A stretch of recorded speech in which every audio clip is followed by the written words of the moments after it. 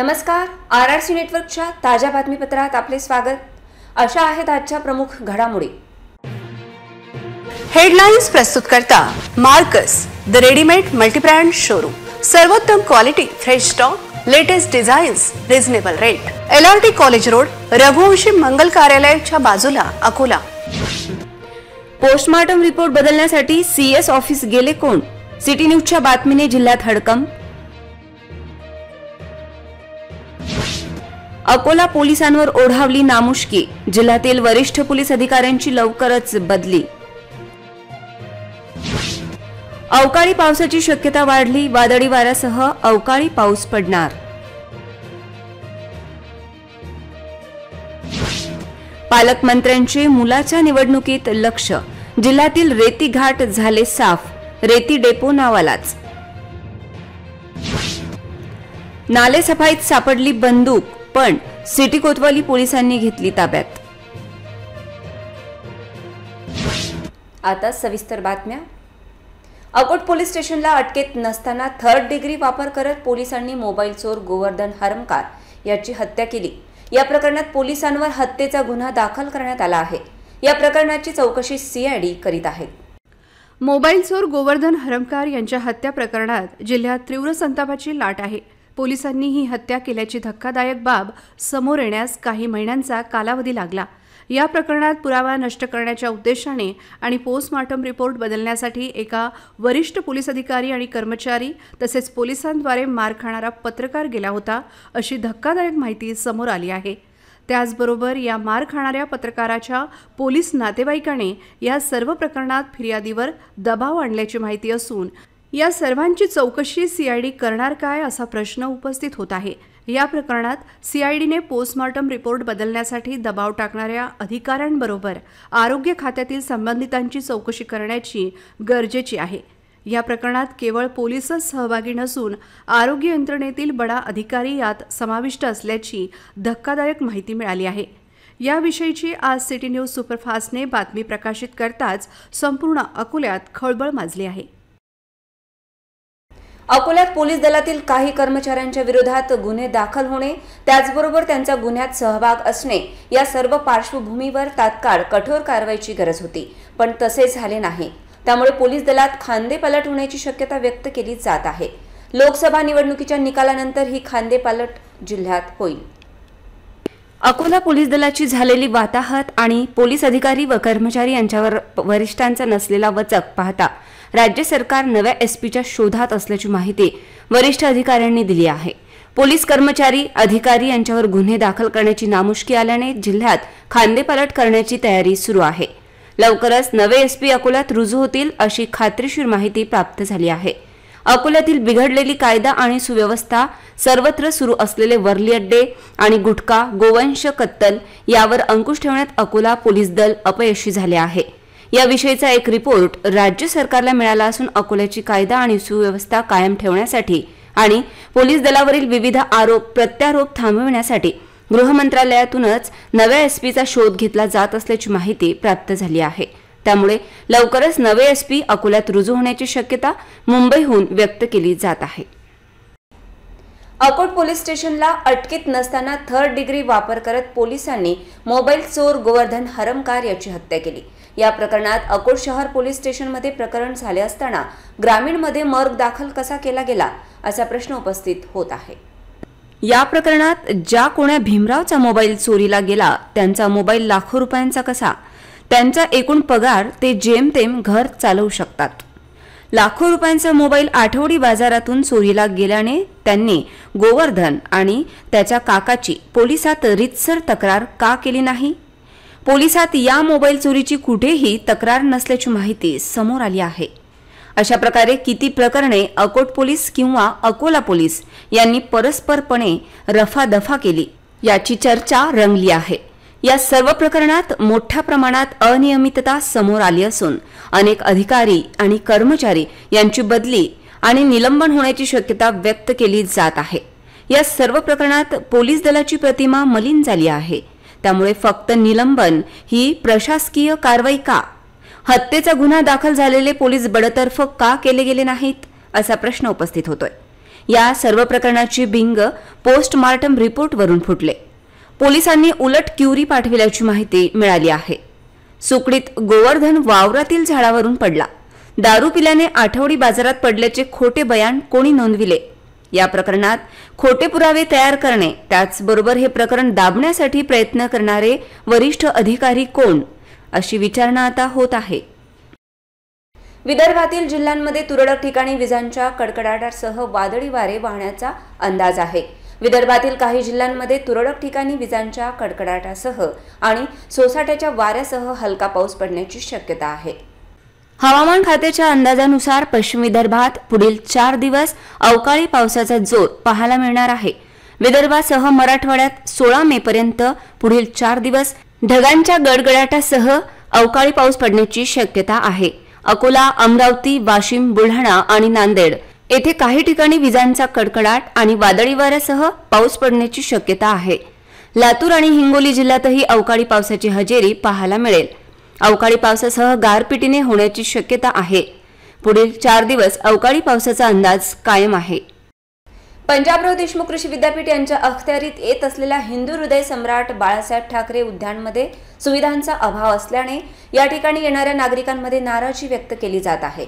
सदरच्या उद्यानमध्ये प्रवेश फी म्हणून 10 रुपये नागरिकांतर्फे आकारण्यात येतात.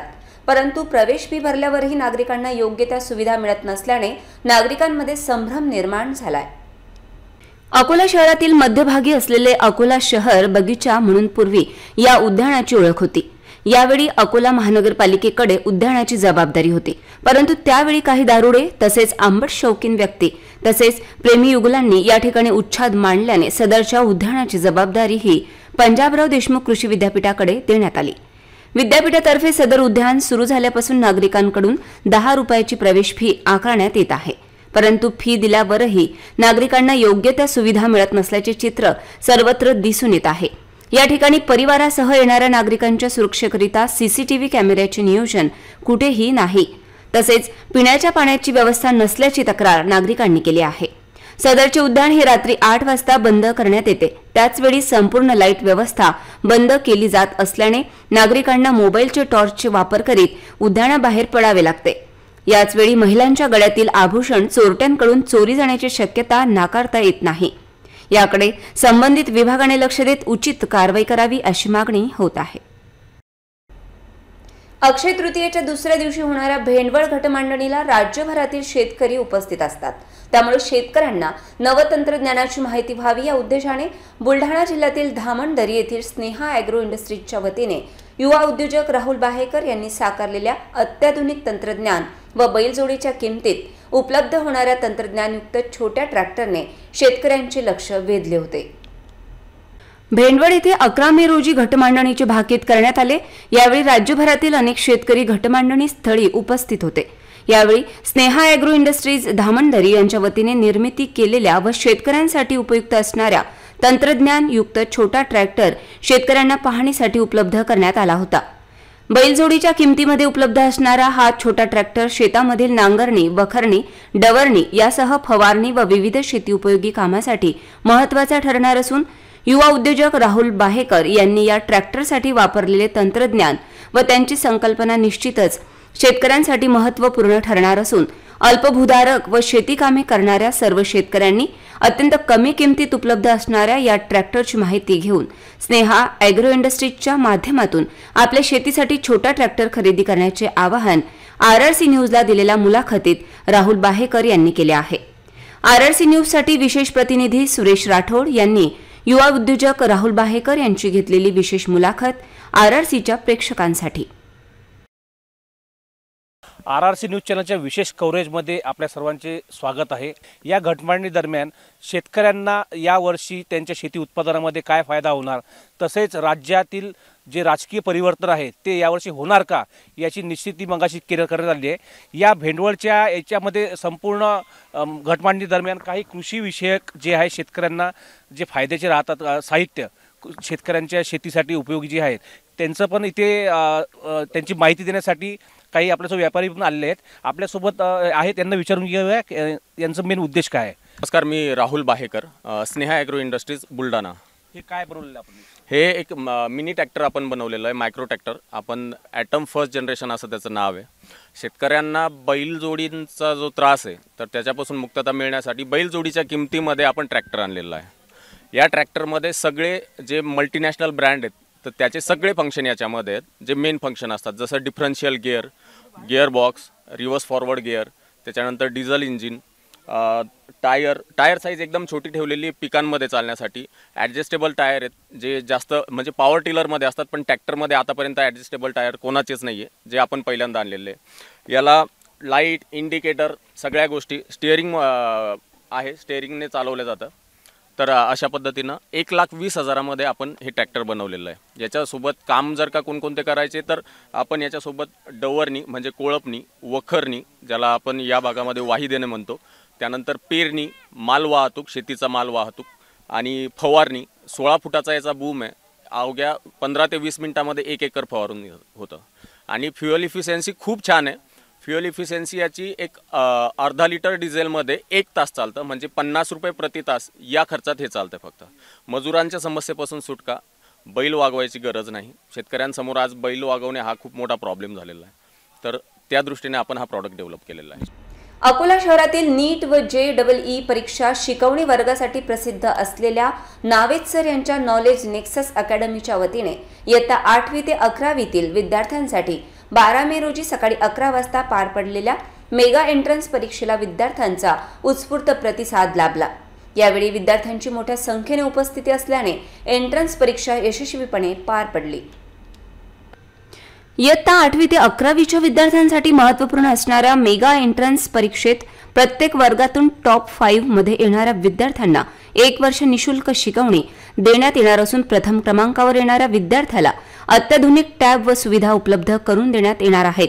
त्यामुळे नॉलेज नेक्सस अकॅडमीच्या एंट्रन्स एक्झामला सर्व स्तरातून विद्यार्थ्यांचा मोठा प्रतिसाद लाभला असून 12 मे रोजी परीक्षा यशस्वीपणे पार पडली. एंट्रन्स परीक्षा यशस्वी करण्यासाठी नेक्सस नॉलेज अकॅडमीचे डायरेक्टर नावेद सर, साद अन्सारी, सलमान शेख, रेहान अहमद व अकॅडमीच्या सहकाऱ्यांनी परिश्रम घेतले.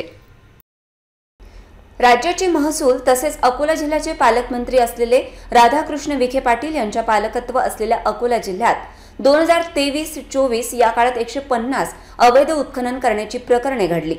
तर राज्य सरकारची रेती डेपो नावालाच असल्याचे चित्र आहे. अकोला जिल्ह्यात अवैध गौण खनिज उत्खनन करणाऱ्या टोळ्या सक्रिय झाल्या असून याकडे महसूल विभागाचे दुर्लक्ष असल्याचा आरोप होत आहे. अकोला जिल्ह्यात 11 रेती डेपो आहेत.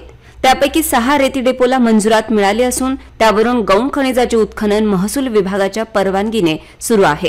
त्यापैकी 4 डेपो हे सुरळीत सुरू असून उर्वरित 1 डेपोची वर्क ऑर्डर दिली आहे, तर 5 डेपोची निविदा प्रक्रिया सुरू आहे. अकोल्यात कोट्यवधीची अवैध उत्खनन सुरू असताना केवळ 1.5 कोटींचा दंड वसूल केला गेला आहे. पालकमंत्र्यांचे दुर्लक्ष असल्याने राज्य शासनाच्या महसुलात मोठी तूट आहे. नालेसफाई दरम्यान एक बंदूक आज सापडली. यामुळे चांगलीच खळबळ माजली होती. ही बंदूक कोणाची आणि कशासाठी ती वापरली गेली असा संशय व्यक्त केला गेला. तात्काळ सिटी कोतवाली पोलिसांना पाचारण करायला लावले गेले आणि त्यानंतर सगळ्यांनी सुटकेचा निश्वास सोडला. सिटी कोतवाली पोलीस स्टेशन अंतर्गत येत असलेल्या राधाकिसन प्लॉट येथे महानगरपालिकेच्या कर्मचाऱ्यांना नाल्याची साफसफाई करत असताना बंदूक सापडल्यामुळे एकच खळबळ उडाली.